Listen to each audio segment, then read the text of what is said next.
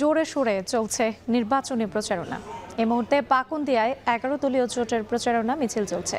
প্রচারণার আরও খবর জানাতে পাকুন্দিয়া থেকে যুক্ত হচ্ছেন মশিউর কায়েস। কায়েস, প্রচারণায় প্রার্থীরা কি প্রতিশ্রুতি দিচ্ছেন?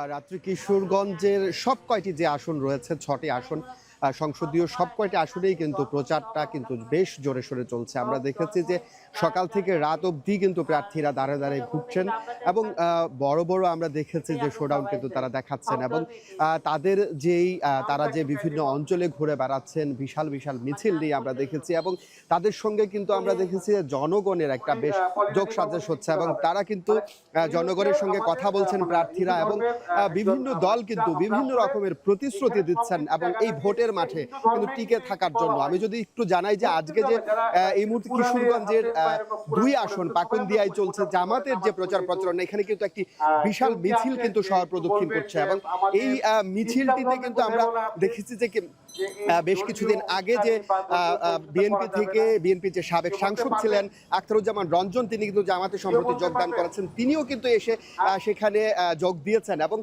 যদি বলি যে তারা প্রার্থীদের সঙ্গে যে বিভিন্নভাবে তারা যে বিভিন্ন নির্বাচনী তাদের যে ইশতেহারগুলো পৌঁছে দিচ্ছেন এবং তারা যে প্রতিশ্রুতিগুলো দিচ্ছেন, তারা বলছেন যে একটি সুন্দর সুশৃঙ্খল কিশোরগঞ্জ গড়ে তোলার এমন একটি প্রত্যয় কিন্তু তারা রেখেছেন এবং শান্তি শৃঙ্খল একটি রাষ্ট্র যেন গঠন হয় সেজন্য কিন্তু তারা এখানে আমরা দেখেছি যে 11 দলীয় জোটের যে প্রার্থীরা রয়েছে তারা কিন্তু এখানে বেশ জোরে সোরে ভাবে প্রচারণা চালাচ্ছেন এবং প্রতিশ্রুতি দিচ্ছেন, ভোটারের দ্বারে দ্বারে কিন্তু ঘুরছেন।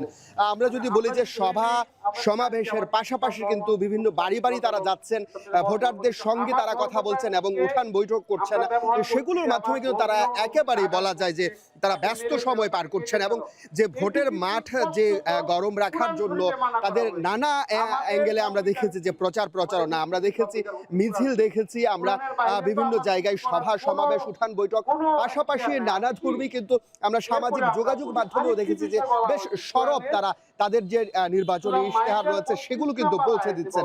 পাশাপাশি যদি বলি যে বিএনপির প্রার্থীরাও কিন্তু কোনো অংশে কম নয়, তারাও কিন্তু সমভাবেই কিন্তু আসলে এগিয়ে যাচ্ছে এবং বিভিন্ন ভোটারদের কাছে যাচ্ছেন, তাদের প্রতিশ্রুতি পৌঁছে দিয়েছেন। পাশাপাশি স্বতন্ত্র প্রার্থীরাও কিন্তু একই অবস্থা, ভোটারের কাছে যাচ্ছেন, তাদের প্রতিশ্রুতি কিন্তু পৌঁছে দিচ্ছেন। তো কিশোরগঞ্জ থেকে আমার কাছে ছিল এই সর্বশেষ তথ্য।